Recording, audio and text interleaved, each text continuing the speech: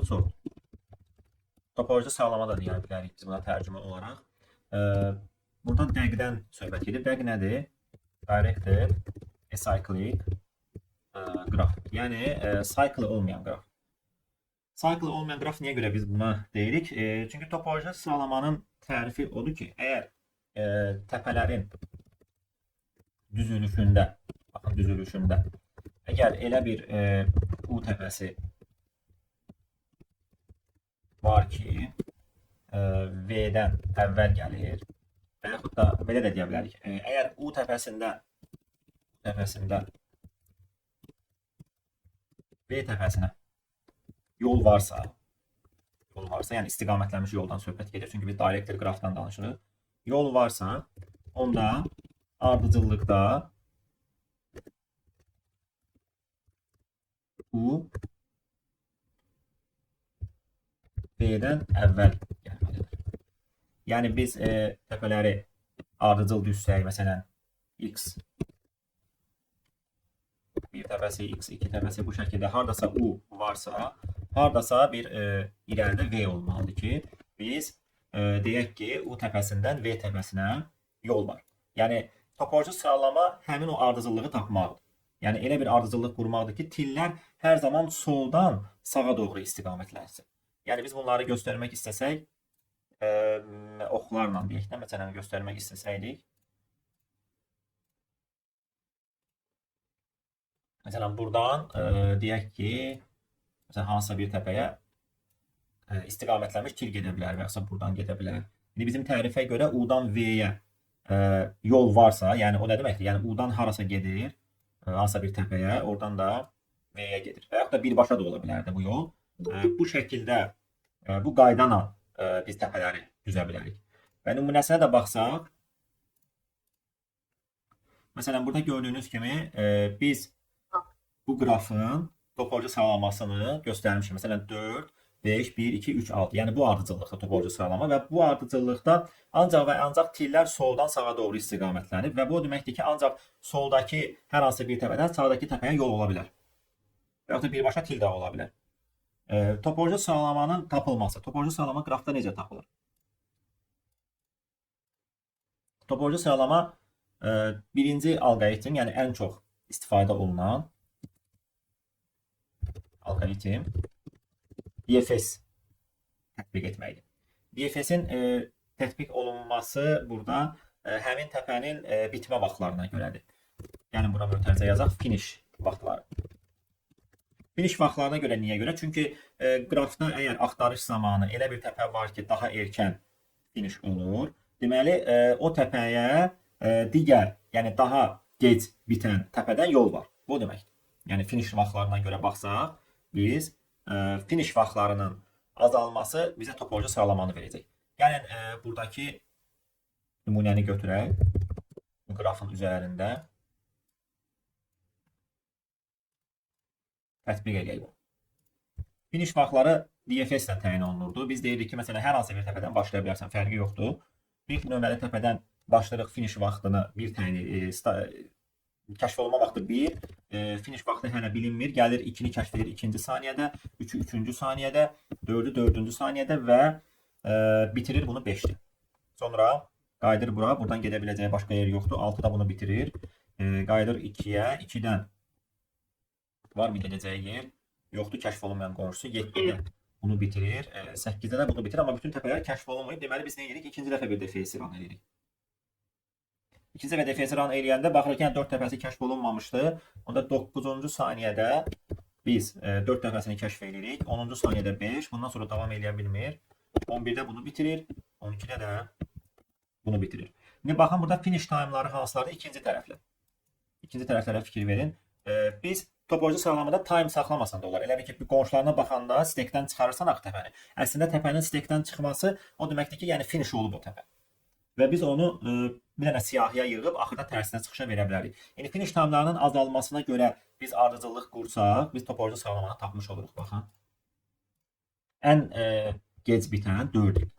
Sonra 5 nömrəli təpə. Sonra hansı gəldi? 1. Düzdürmü? Sonra 7 də bitən 2. 6-da bitən 3 nömrəli təpə, 5-də bitən 6 nömrəli təpə. Və 4, 5, 1, 2, 3, 6. Düzdürmü? Baxın 4, 5, 1, 2, 3, 6 və biz topoloji sıralamanı tapmış olduq.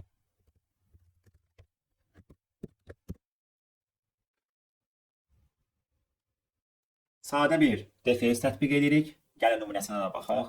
Birinci məsələ deyir ki, qrafın topoloji sıralamasını ver. Hər hansı biri varsa deyir çıxışa verə bilərsən. Əgər topoloji sıralama mümkün deyilsə çıxışa mənfi 1 verin. İndi topoloji sıralama nə vaxt mümkün deyil? Əgər yenə qeyd götürək. Əgər qrafda cycle varsa, onda topoloji sıralama mümkün deyil. Yenə də sıralaya bilərsiniz. Yəni elə məsələ olur ki, mümkün oldu olmadı biz topoloji sıralayırıq. Məsələn, sonic connect komponentləri tapanda. Çünki hər bir sonic connect komponentdə cycle-ın olması normal haldır. Çünki orada istənilən iki təpə arasında gediş-gəliş olmalıdır. İstiqamətlənmiş qraf olduğu üçün. Amma bəs niyə görə biz bu tərifi veririk? Ona görə ki, biz birincisi burada directed acyclic qrafdan danışırdıq. Yəni istiqamətlənmiş cycle olmayan qraf. Bəs niyə görə deyirlər ki, topoloji sıralamanın olması mümkün deyil? Əslində topoloji sıralama mümkündür, sadəcə məntiqsizdir. Niyə görə? Çünki biz topoloji sıralamada demişdik ki, hər hansı bir təpəni o təpədən qabaq qoyuruqsa sıralamada, deməli o təpədən bu təpəyə yol var, yol gedir, istiqamətlənmiş yol gedir. Amma cycle olsaydı həmin iki təpə arasında, biz o təpələri birinci hansını qoyacağımıza qərar verə bilməzdik. Niyə görə? Çünki cycle olan bir qrafda U-dan V-yə gedə biliriksə, V-dən də U-ya gedə bilirik. Yəni cycle-da iştirak edən iki dənə təpə götürək. Əgər U-dan V-yə gedə biliriksə, V-dən də U-ya gedə bilirik. Deməli, topoloji sıralamada yəni biz qərar verə bilmirik ki, hansı təpəni birinci qoyaq. Ona görə deyilir ki, topoloji sıralama mümkün deyil. Yəni hər hansı iki dənə təpə götürün. U, V. Deyək ki, cycle-da iştirak edən təpələrdirsə bunlar əgər, cycle-da iştirak edən təpədirsə, onda biz hansısa bir yolla gedib bu təpəyə çıxmışıq. Onda belə çıxır ki, həmin cycle-la da yəni biz U-ya qayıda bilərik. Düzdürmü?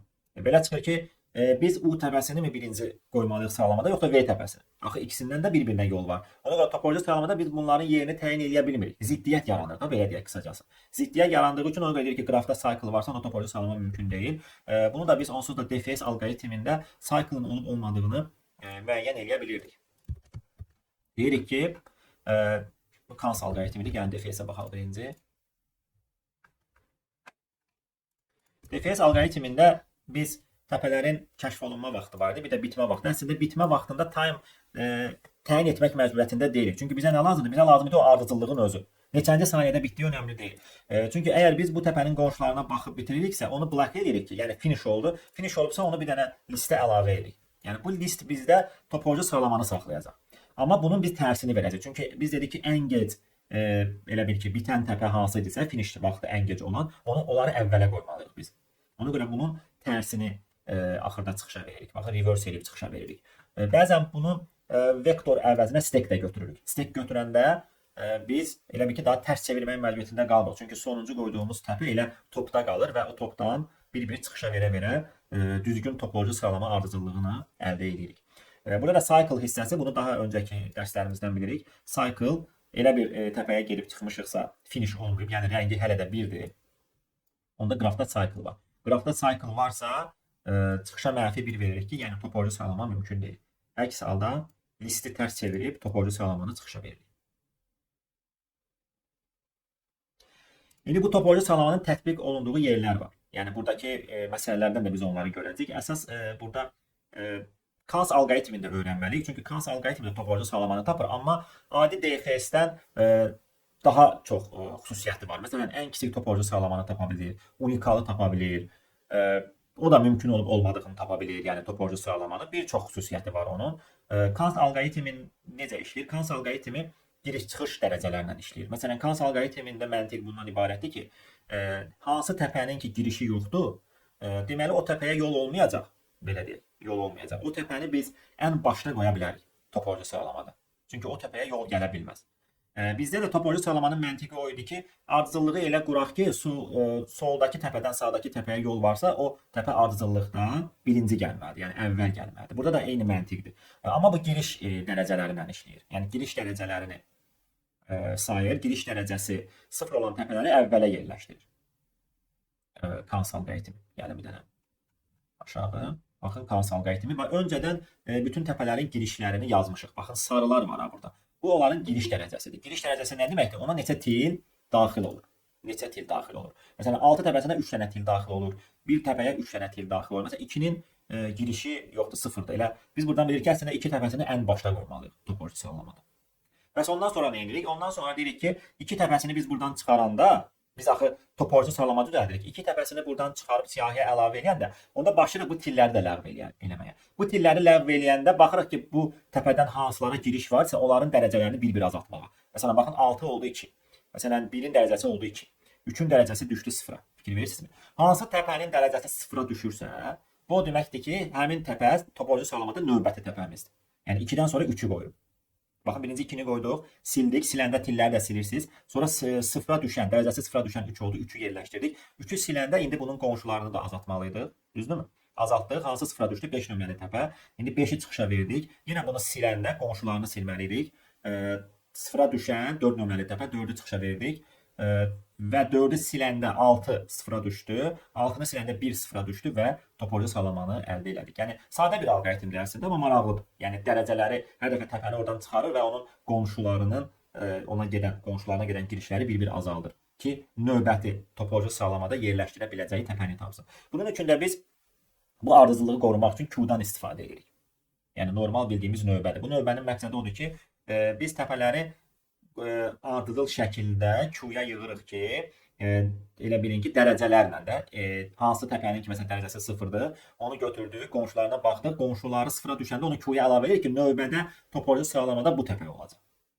Yəni Q-la biz işləyə bilərik və eyni zamanda hansı təpəni ki, biz Q-dan artıq çıxarırıq, bu deməkdir ki, biz bu təpəni artıq topoloji sıralamaya əlavə eləyəcək, götürürsünüz həmin listə əlavə edirsiniz və burada reverse eləməyə gərək qalmır. Çünki bu alqoritm də onsuz da topoloji sıralamanın təpələri elə ardıcıl düzülür, yəni doğru şəkildə kəşf olunur.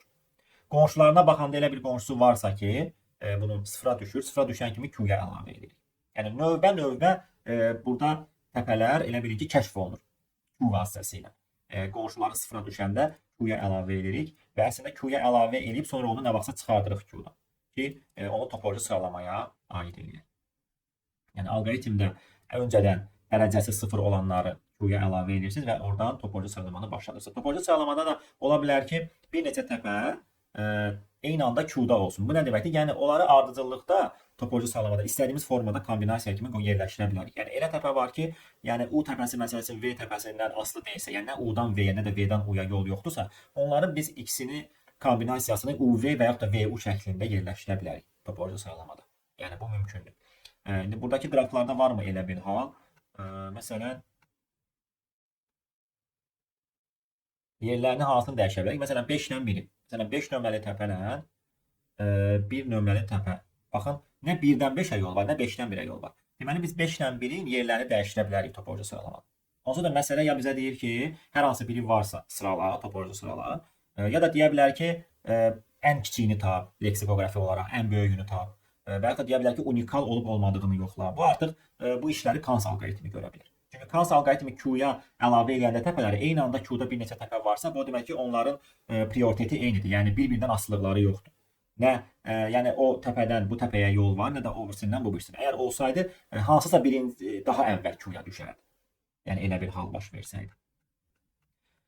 İndi biz gəlirik burada əsas mövzumuzun davamında güclü əlaqəli komponentlər. Biz əvvəl buna tərif vermişdik əslində. Güclü əlaqəli komponent odur ki, məsələn, biri var istiqamətlənməmiş qrafda əlaqəli komponent, bir də var istiqamətlənmiş qrafdakı komponent. İstiqamətlənmiş qrafdakı komponentlərə biz güclü əlaqəli komponentlər deyirik. Güclü əlaqəli komponent o deməkdir ki, həmin komponentdə istənilən iki təpə arasında yol var. Məsələn, buna bir güclü əlaqəli komponent kimi baxa bilirik. Niyə görə? İstənilən iki təpəni götürün. Gediş-gəliş mümkündür. Məsələn, 6 təpəsindən biz 8-ə gedə bilirik. 8-dən də 7 vasitəsilə 6-ya gedə bilirik. Hər bir təpə özü-özündə də, yəni heç bir təpələ məsələn gediş-gəlişi yoxdursa, özü-özündə sonu-konet komponenti hesab olunur. İndi baxın, fikir verirsinizsə, sonu-konet komponentdəki bu alt qraflara fikir versək, görürük ki, bunlar cycle əmələ gətirir. Onsuz da bu cyclesız mümkün deyildi. Söhbət burada əgər istiqamətlənmiş qrafdan gelirsə, deməli, hansısa bir U təpəsindən V təpəsinə biz yol tapmışıq və istəyirik əksinə də o yolu gedə bilək. Deməli, cycle-dayıq. cycle varsa biz o yolu əksinə gedə bilərik. Ona görə fikir versəniz, baxın burada bax, bu komponent olsun, bu olsun, bu olsun. Hamısı cyclicdir. Yəni dövrəyə düşən komponentlərdir. İndi bu Stone Connected komponenti tapmaq üçün istifadə olunacaq alqoritm topoloji sıralamadan keçir. Yəni topoloji sıralayıb biz güclü komponent əlaqəli komponentləri tapırıq. Bunun üçün alqoritm nədən ibarətdir? Əsas Kozarajo alqoritmidir. Başqa alqoritm də olmalıdır, Tarjan alqoritmi, amma biz ən çox istifadə edəcəyimiz Kozarajo alqoritmidir. Kozarajo alqoritmi deyir ki, yəni Stone Connected komponenti tapmaq üçün, gəlin burada bəzi qeydlərimizi götürək.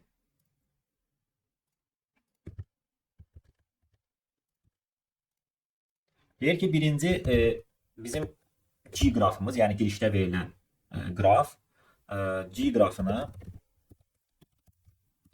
topoloji sıralayın. Birinci addım budur. Topoloji sıraladıq. Yəni təpələrin ardıcıllığını aldıq. İndi o ardıcıllığı nə edəcəyik biz? O ardıcıllığı istifadə edəcək bir dənə də G qrafının tərsini qururuq. Tərsini qurun, bu deməkdir ki, tillərin əksinə çevrilməsi. Tillərin əksi. Yəni məsələn bu qrafa fikir verin. Bax bu bizə orijinal qrafdır. Girişdə verilən qrafdır. Bu qrafın biz yəni bu orijinal girişdə verilən qrafdır. Bu qrafın tərsi bu tillərin tərsinə çevrilməsidir. Fikir verirsiniz. Məsələn 8-dən 6-ya vardı, burada 6-dan 8-ə. Deməli bizim əslində iki qrafımız olacaq. Birinci girişdə verilən qraf normal. Bir dənə də paralel ondan ikinci qrafımızı quracaq. Əslində bunu qurmaq çox sadə bir prosesdir. Məsələn sizə UV verilsə ki, U-dan V-yə til var, siz nə edəcəksiniz? Siz deyəcəksiniz ki, onda tərs qraf üçün mən bunun tərsini pushback eləyir. Məsələn, siz GU-ya pushback eləyirsiniz V-ni. Amma eyni anda bunu da qurmaq istəyiriksə biz, tərs qraf. Onda deyirik ki, G V-yə pushback eləyək. Burada da sən tərsini qurmaq. Sən buna G qoymayacaqsan da hər halda adın qoyacaqsan məsələn G tərs. Məsələn, STG Stone Connected komponent adından qoya bilərsən. Çünki biz orada istifadə edəcəyik bunu. Ondan sonra üçüncü proses nədir? Üçüncü proses artıq bizim baxın, DFS. Bir dənə burada DFS veririk. Üçüncüdə də bir dənə DFS veririk. Amma bunu Stone Connected komponent tapmaq üçün edirik. Artıq deyirik ki, topoloji ardıcıllıqla tərs qrafda axtarış edirik. Və hər bir qırılma hissəsində komponent kəşf olunur. Yəni kəşf olunması, yəni Stone Connected komponentdən söhbət gedir burada. Gəlin baxaq. Bu bizim normal girişdə verilən qraf idi. Bunu topoloji sıraladıq. Topoloji sıralamışıq. Üstündə qalıb bunun topoloji sıralamaya görə təpələrin finish vaxtları yazılıb. Və bu tərs qrafımızdır. Tərs qrafda yəni topoloji sıralamada birinci gələn təpə hansıdır? Topoloji sıralamada birinci gələn 6 nömrəli təpədir. 6 nömrəli təpədən, baxın 6 nömrəli təpədən biz tərs çevrilmiş qrafdan 6 nömrəli təpədən DFS-i başladırıq. DFS-i başladanda bu 8-i tapır, 7-ni tapır, bitirir və bitirsə deməli bir dənə Stone Connected komponent düzəltdik. O deməkdir. Və davam eləyir topoloji sıralama ardıcıllığına. Davam eləyəndə görür ki, onsuz da 7-ni kəşf eləmişdik, 8-i də kəşf eləmişdik. Kəşf olunmayan topoloji sıralamaya görə bir nömrəli təpə gələcək, düzdürmü? Topoloji sıralamada növbəti gələn bir nömrəli təpədir, kəşf olunmayan. Sonra bundan da bir dənə DFS başladı, 5-i kəşf eləyir və ondan sonra heç bir yerə gedə bilmir. Qonşuya da gedə bilmir, çünki bu daha əvvəl kəşf olunmuşdu. Və bir dənə də Stone Connected komponenti burada tapmış olur. Və eyni şəkildə davam eləyir 2 nömrəli təpə üçün bunu tətbiq eləyəndə bir dənə bunu tapa bilir kəşf olunmayan. Burada da bir dənə Stone Connected komponent düzəldir və ən sonda 4 üçün Stone Connected komponent düzəldir və toplam 4 dənə komponent tapılır. Bəli. Tam olaraq deyə bilərsiniz, niyə görə topoloji sıralama gedirik? Niyə görə topoloji sıralama gedirik? Ona görə ki, topoloji sıralama biz demişdik ki, elə bir ardıcıllıqdır ki, orada əgər U-dan V-yə, ümumiyyətlə qrafda yol varsa, deməli U təpəsi V təpəsindən əvvəl gəlməlidir sıralamaya görə. Əgər biz qrafı tərs çevirib yenidən bunun üzərində topoloji sıralama ardıcıllığına axtarışı başlatsaq, bu deməkdir ki, qrafın tərsi nə deməkdir? Qrafın tərsi tillərin artıq tərs çevrilişi deməkdir. Biz ən son finish olan təpədən o ardıcıllıqla başlayırıq o topoloji sıralamada. Ən son finish olan təpədən başlamaqla əgər elə bir təpələrə gedib çıxa biliriksə, deməli həmin təpələrlə bu təpə eyni Stone Connected komponentdə olmalıdır. Çünki o normal qrafda ən gec bitən təpə idi. Yəni biz deyə bilərik ki, tərs çevrilməsinin əslində məntiqi odur ki, biz U-dan V-yə gedib çıxa biliriksə, V-dən də U-ya gedib çıxa bilsək, bunları eyni Stone Connected komponentə aid edə bilərik. Ona görə bu qrafı tərs çeviririk. Topoloji sıralama ardıcıllığının tapılması isə o deməkdir ki, ilk gələn təpə, yəni bax, fərz elə ki, ən soldakı təpə var, ən soldakı təpə ardıcıllığa görə. Baxın, ən soldakı təpə, yəni ilk gələn 6 nömrəli təpədir. Bu təpə ehtimal odur ki, sağda hansısa təpələrə istiqamətlənmiş yolları var. Düzdürmü? O zaman biz tilləri tərs çevirsək, tərs çevirsək, yenə bu təpədən bir dənə DFS başlatsaq, bu gedib çıxa biləcəyi yenə hansısa təpələr olsa, onda biz onları bir yerdə həmin komponentə aid edə bilmərikmi? Aydın oldu mu biləcəksin? Kamal, nasıl demək istəyirsən?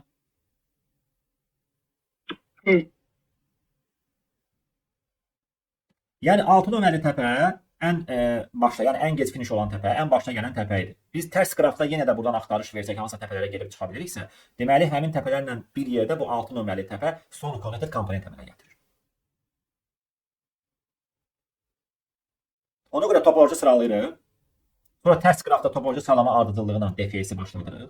Harda qırılırsa, yəni komponent nə qədər də, yəni kəşf oluna biləcəyimiz qədər kəşf edirik. Harda qırılsa, yəni Stone Connected komponent kəşf olundu deməkdir.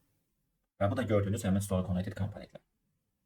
Ümumiyyətlə Stone Connected komponentdə biz hər birinə bir təpə kimi baxsa, bu qrafın kondensasiyası adlanır. Qraf condensation deyirlər buna.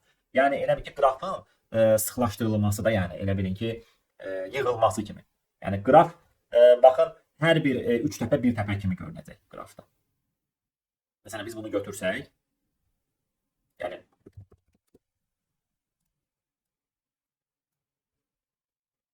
Stone Connected komponentlərimiz var.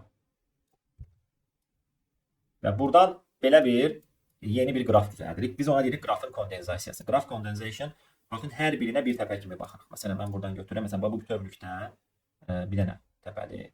Sonra bunun buna bir bütövlükdə bir təpə kimi baxırıq. Buna və bir də biri burada tək qalıb. Və bunlar arasında, yəni öz aralarındakı tilləri çəkirik. Öz aralarındakı tillər. Məsələn, bax, bu komponentdən bu komponentə tilimiz var. Sonra bu komponentdən, bax, gördüyümüz bu komponentdən əslində bu komponentdə multiple til var. Yəni bir də biri var, biri də var. Amma biz onların birini sayacağıq əslində. Sonra 4-dən buna til var. Buradan 4-dən həmçinin bu komponentdə də til var. Düzdürmü? Və biz buradan nömrələmə də apara bilərik. Məsələn, ilk tapılan Stone Connected komponentə bir nömrəli bir təpənin nömrəsi kimi adlandıra bilərsən. Color verə bilərsən. Bir nömrəli colorla bunu elə. Məsələn, bunu növbəti dəfə kəşf edəndə buna 2 nömrəli color ver bütün təpələrinə. Buna 3 nömrəli ver. Buna da 4 nömrəli ver. Yəni bu əslində rənglər Stone Connected komponentləri fərqləndirmək üçündür. Çünki biz bilməliyik ki, til əgər hansısa bir başqa Stone Connected komponentdən digərinə til varsa, o tili biz necə fərqləndirə bilərik? Onların rəngləri müxtəlifdirsə, həmin komponentlərin ID deyirik də, color, rəngi müxtəlifdirsə. Və biz buna deyirik qraf condensation. Kondensasiya biz yığılmadır da əslində. Buxardan məsələn maye halına keçmək nə deməkdir? Burada elə bir ki, qrafı biraz sıxlaşdırmısan. Yəni ki, daha az təpə var və daha az da til var qrafda. Buna deyirlər qraf kondensasiyası. Məsələn, orada sual var. Deyir ki, qrafın güclü əlaqələri tapmaq, bu bizim Kozarajo alqoritmindən yerinə yetiriləcək. Qrafın kondensasiyasında deyir neçə til var. Tillərin sayını tap. Hansı tilləri nəzərdə tutur? Baxın, biz böyle çəkdiyimiz tillər, amma burada bir dənəsini saymayacaq. Yəni multiple tilləri saymamalıyıq. Bütün müxtəlif tilləri tapmaq üçün biz bir dənə set pair götürüb ora yığa bilərik ki, təkrar tilləri götürməsin. Hər bir Stone Connected komponenti ayrı bir rəng verə bilərsiniz. Baxın. Birinci qrafı qurduq, girişdəki qraf, sonra tərsini qurduq. DFS-i başlatdıq ki, topoloji sıralayaq. Yəni birinci DFS-imiz qrafı topoloji sıralamaq üçündür. Topoloji sıralayırıq, sonra topoloji sıralamanın tərsinə hər bir təpəni götürürük, yenidən DFS veririk. O DFS artıq hər bir DFS birdən bizdə bir dənə Stone Connected komponenti kəşf edəcək. Və kəşf elədiksə fikir versiniz, mən burada bir dənə dəyişən götürmüşəm ki, o color-ı elə bilin ki, hər Stone Connected komponentdə fərqli rəng verib. birinciyə bir rəngin verirəm, ikinci kəşf elədiyimizə iki rəngin verirəm. Bu şəkildə onları fərqləndirmək üçün edirik. Ondan sonra bir dənə set götürürsüz, bütün tilləri gəzirsiniz. Əgər elə iki til varsa ki, onların rəngi fərqlidir, yəni son connect komponentləri tapandan sonra ən sonda elə iki təpə götürürsən ki, qonşu təpə rəngləri fərqlidir. Deməli bunlar fərqli-fərqli sonra connected komponentlərdir. Və həmin rəngləri setə insert edə bilərsən ki, təkrar götürməsin. Məsələn, baxın burada normalda təkrar götürür. Niyə görə? Çünki buradan 2 dənə 3 təpəsindən 6-ya da til var, 7-yə də til var. Nəticədə eyni son connected komponentdə til var. Əgər bunun rəngi 1-dirsə və bunun color-ı 1-dirsə, deyək ki, bunun color-ı 2-dir. Bunun color-ı 3-dür. Bunun da color-ı 4 olsun. Əgər belədirsə, biz 3-dən 6-ya til tapanda rənglərini götürürük. Baxırıq, bunun rəngi 3-dür, bunun rəngi 1-dir. Setə 3-1 yerləşdiririk. Və növbəti tilləri axtaranda yenə baxırıq ki, 3-dən 7-yə til var. 3-ün rəngi 3-dür, 7-nin rəngi 1-dir. Yenə bunu setə insert edəndə set artıq o təkrarı götürməyəcək. Deməli, biz nəticədə multiple tilləri saymayacaq. Çünki məsələnin şərtində də deyir ki, bizə qrafın kondensasiyası təkrar tilləri özündə götürmür. Yəni olmamalıdır. Deməli, birinci güclü əlaqəli komponentlərin sayıdır bu. Bu məsələ ilə o məsələnin fərqi, bir dənə orada hər komponentə rənglər veririk biz. Hər komponentə. Əslində burada da. Buradakı sayırıq elə bir. Hər stone connect komponenti. F sualı bizdə necə? Birinci olan şey, fasiliyyətini yaşamışdır. Komponentlər. Sualı başa düşmürəm. Komponentlər yaşamışdır. F sualı. F F sualı stone connect komponentləri tapmaq. Sadəcə deyir ki, neçə dənədir? Ondan Ondan sonrası da qraf kondensasiyası da bundan sonraki məsələ. Burada izah elədik də. Set götürdük. Biz rəngləyirdik axı, bir dənə rəng verirdik. Stone connect komponenti ikinci dəfə seçimi bizi başladanda həmin rəngi istifadə edirik. Rənglərdə ardıcılı qoyursunuz. Məsələn 1, sonra ikinci tapdınsa 2 rəngin verirsən ikinci stone connect komponentdə. Üçüncünü kəşf edəndə 3 rəngini verirsən. Bu şəkildə rəngləyə gedirik. Ən sonda baxırıq ki, bütün tilləri gəzirik. Əgər elə 2 fərqli rəngdə til varsa, təpə varsa, qonşudur, o rəngləri setə insert edir ki, təkrarlarını götürməsin. Təkrar cütlükləri götürməsin. Multiple tillər olmamalıdır qrafın kondensasiyasında. Və ən sonda həmin o setin ölçüsünü çıxışa veririk. Bu qədər. Əslində mövzumuzdan çox danışmaq olar. Amma vaxtımız azdır. Amma əsas şeyləri biz dedik. Yəni bugünkü bizim dərsimizdə siz öyrəndiniz. Deməli, topoloji sıralama, defeysinin tapılması, Kans alqoritminin tapılması, son connected komponentin tapılması və qraf kondensasiyasının tapılması. Yəni qraf kondensasyon nədir? Bunun qurulması. Yəni bunları yaxşı öyrəndinizsə buradakı bütün tapşırıqları həll edə biləcəksiniz. Bu qədər.